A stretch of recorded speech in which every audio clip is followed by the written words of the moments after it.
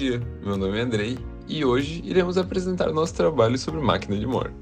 Nele, iremos passar por alguns pontos extremamente importantes, como os exemplos e o tutorial. Entretanto, começaremos com uma pequena introdução para informá-lo sobre a mesma. Basicamente, nesse trabalho definiremos formalmente o que é uma máquina de Moore, daremos um exemplo e também construiremos juntos na ferramenta JFlap. Além de mim, fazem parte do grupo o Eduardo Debastiani, Eric Vieira e a Maria Freire. De modo a compreender integralmente a definição formal da máquina de Moore, é necessário, primeiramente, entender o conceito de linguagens formais.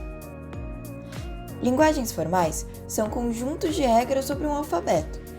As palavras desse alfabeto são interpretadas por dispositivos cognitivos, denominados autômatos. Através de um input, o autômato pode gerar um ou mais outputs. Isso quer dizer que, através de uma entrada, esse autômato pode gerar uma ou mais saídas. Os dispositivos reconhecedores irão analisar o output e aceitar ou não essa palavra como pertencente à linguagem. Desse modo, uma máquina de Moore corresponde a um modelo de autômato finito determinístico, no qual as saídas são diretamente associadas aos estados. Observe abaixo como se dá a sua representação formal, onde temos representados o alfabeto de símbolos de entrada, o conjunto finito de estados possíveis, a função de transição parcial, o estado inicial, o conjunto finito de estados finais, que está contido no conjunto finito de estados possíveis, o alfabeto de símbolos de saída e a função total de saída.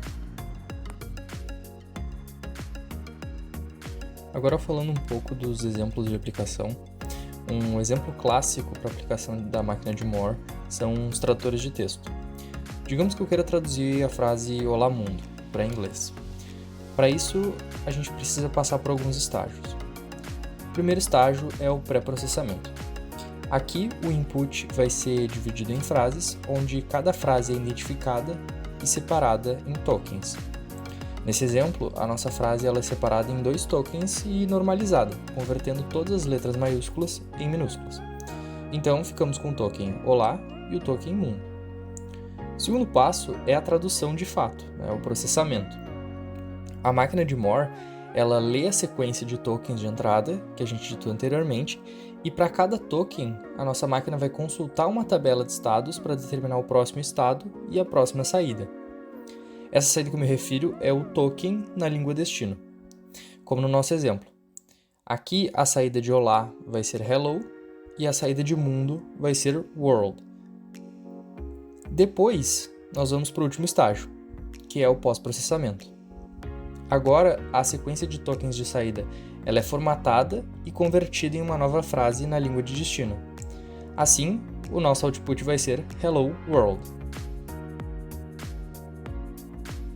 Outro exemplo, um pouco mais simples, seria um tradutor de sequência de semáforo, onde, para cada entrada com sequência de valores válidos, o autômato retorna para nós qual foi os estados que pertenceram ao mesmo.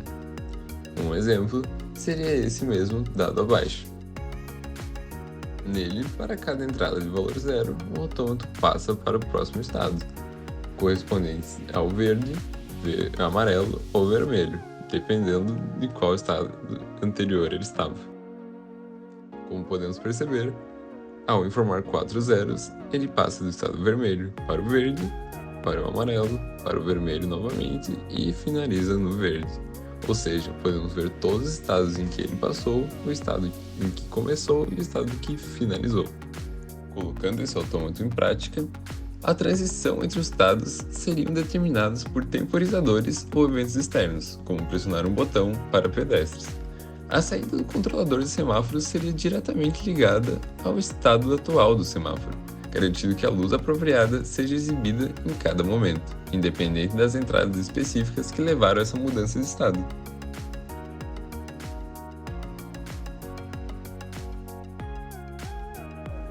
Bom, para realizarmos a construção de uma máquina de Moore na ferramenta JFlap, precisamos selecionar a opção Moore Machine. Com a ferramenta JFlap em mãos, começaremos a construção de uma máquina de Moore, onde todos os símbolos A, B e C serão traduzidos para X, Y, Z, respectivamente. A primeira coisa que precisamos fazer é criar um estado Q0, e como vocês podem ver, ele pede nesse momento para nós definirmos uma saída. Diferentemente de um autômato finito comum no JFlap, a saída de uma máquina de Moore é definida pelo estado em si. Então, no estado Q0 definiremos uma saída de palavra vazia e definiremos o estado Q0 como o estado inicial. Vale ressaltar que, independentemente da saída, se você tentar definir um estado para o estado final, você verá que a opção de estado final não existe, pois essa é uma característica de uma máquina de Moore. O próximo passo é definir qual será o próximo estado dessa máquina.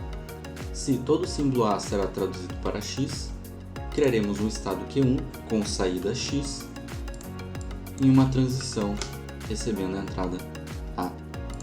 A mesma coisa será feita para os símbolos Y de saída e Z de saída no estado Q2 e Q3, com as transições do símbolo B e o símbolo C.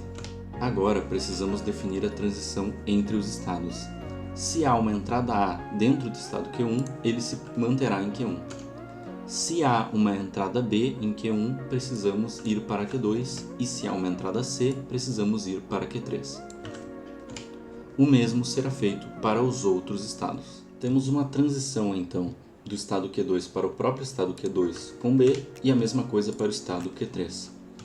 Temos uma transição do estado Q2 para o estado Q1 com A, uma transição do estado Q2 para o estado Q3 com C, uma transição do estado Q3 para o estado Q1 com A e, por fim, uma transição do estado Q3 para o estado Q2 com B.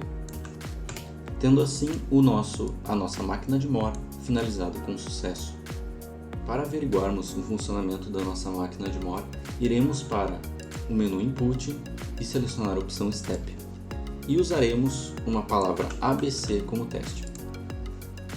Veremos que, ao primeiro passo, ele irá para o estado Q1, apresentando uma saída X.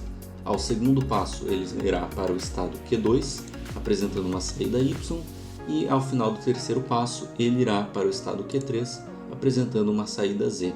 E a tradução foi feita com sucesso. Vemos que o símbolo A e o símbolo B e o símbolo C foram traduzidos para X, Y, Z. Agora, utilizaremos outra palavra para ser mais divertido. Poderemos, por exemplo, colocar a palavra AA, BBB, CCA. Temos aqui que no primeiro passo ele lerá o símbolo A e terá como saída o símbolo X, assim por diante. Veremos que ele lerá o símbolo B e teremos como saída o Y, e assim por diante. E ele lerá o símbolo C e terá como saída o símbolo Z, assim por diante, até chegar finalmente ao A de novo, que voltará para o estado Q1, apresentará como saída o X e teremos a tradução feita corretamente. Todos os A's viraram X, todos os B's viraram Y e todos os C's viraram Z.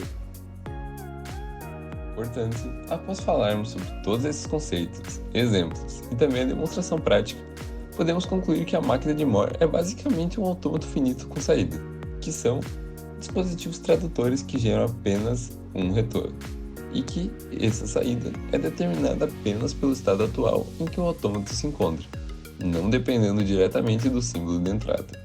Isso significa que a saída é a mesma para qualquer entrada válida que leve o autômato a esse estado.